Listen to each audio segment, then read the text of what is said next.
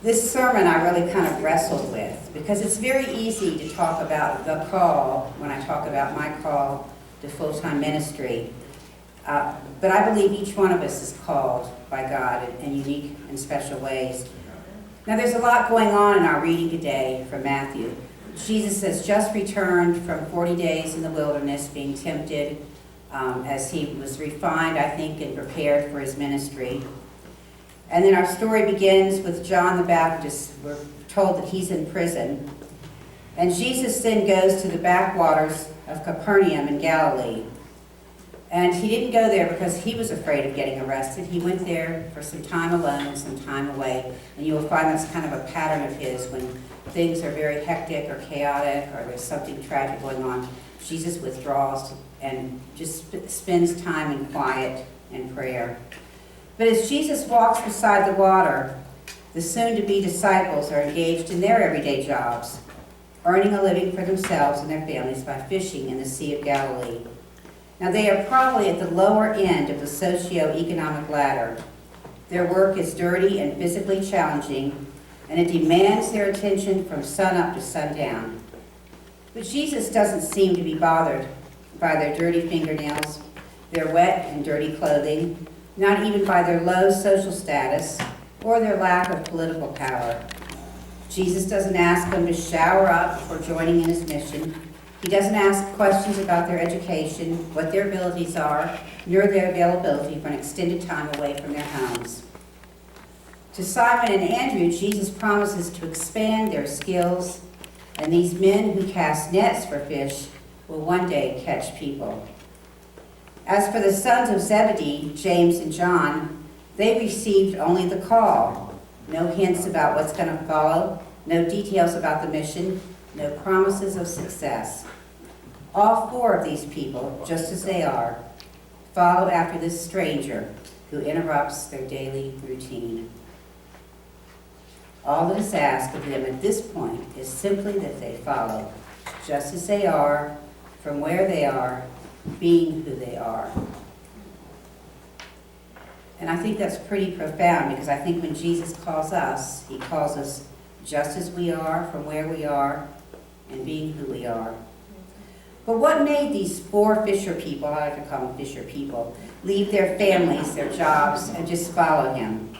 Now I imagine that Simon, Peter, Andrew, and James and John sensed that they were made for something besides the work they'd been raised to do. In fact, I can only imagine perhaps they experienced some kind of restlessness or yearning long before Jesus entered onto the scene.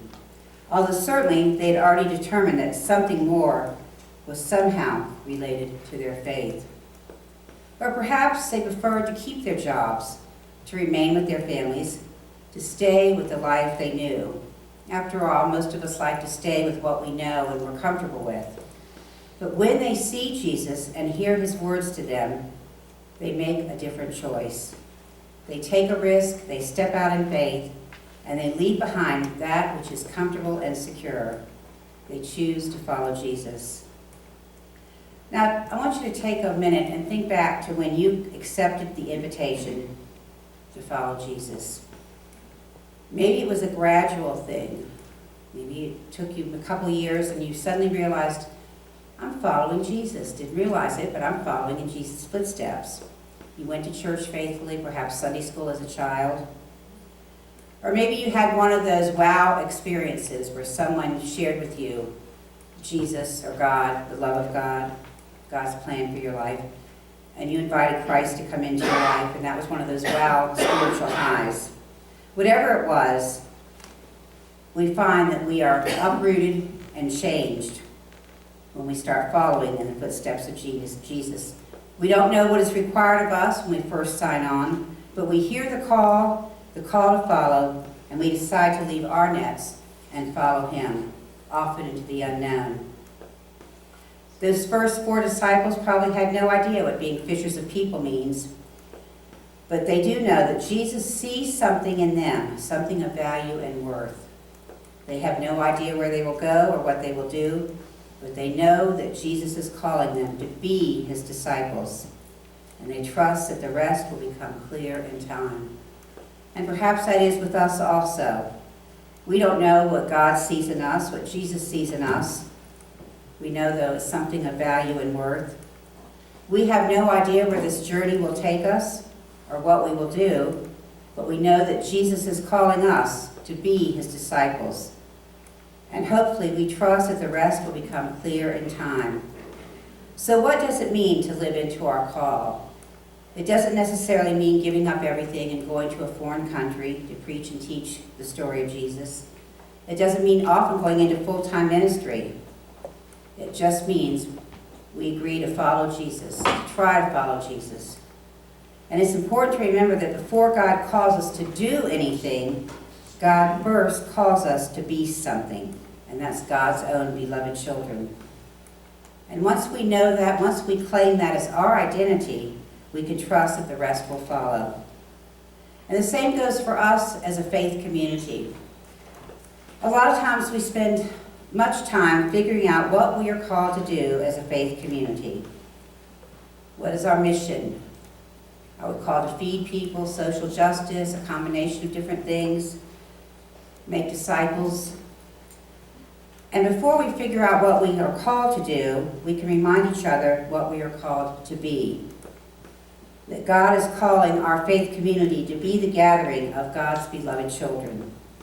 God is calling our faith community to be places of welcome and acceptance. And Joan, what you just said today was, you have a tough week and you come here and you know you're just accepted, even if you're a mess that day. You can come in here and sit and just be. God is calling our faith community to be a place of welcome and a place of refuge and a safe place, a sanctuary where the Word of God is taught and the good news of the realm of God is proclaimed. And all who come here find healing in some way, either body, mind, or spirit. Now, we live in very turbulent times in our country and in our world, and the needs run great, those around us. And so I understand we want to get going and do something. But first, we need to focus on just being God's beloved children and let that grace-filled identity seep into the deepest parts of ourselves. Once we do that, once we claim our identity as God's beloved children, then we are ready to say, this is what we're called to do, and God will equip us to do that. So whatever journey you're on today, if it's a good day for you, if it's a rough day for you, if you've had a bad week or you see a challenging week ahead, or perhaps you're filled with love and joy today, know that you are God's beloved child and that each one of us has a call in our life. You don't have to go out and slay dragons. You don't have to go out and change the whole world. But even just changing yourself and one person, transforming one person's life, can make a huge difference in our world. Will you pray with me, please? Beloved God, I thank you that indeed you sent Jesus to show us the way. Sometimes we make it so difficult when really we just need to claim our identity as your beloved children and follow in his steps, God. Help us to love one another and to love those outside this door, even people that don't love us, God, that see us as a threat or as their enemy. Help us to be people of compassion and kindness. And may we be passionate about sharing the love of God with those around us, in our families, in our place of work, in our social lives. And strengthen us, O God, for the days ahead as we continue to be and to do all that you have created us to be. And all God's people say, Amen. God bless you.